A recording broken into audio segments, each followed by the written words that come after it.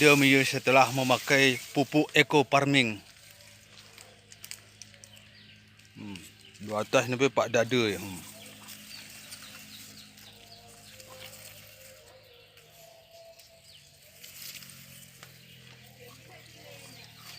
Weh mana ini menjeli ni masa pakai pupuk eco farming ni.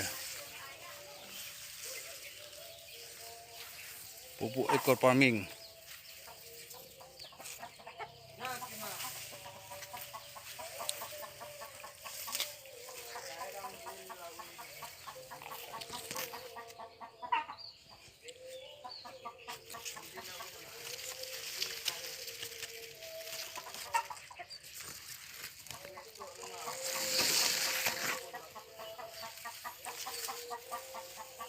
Beda tulis.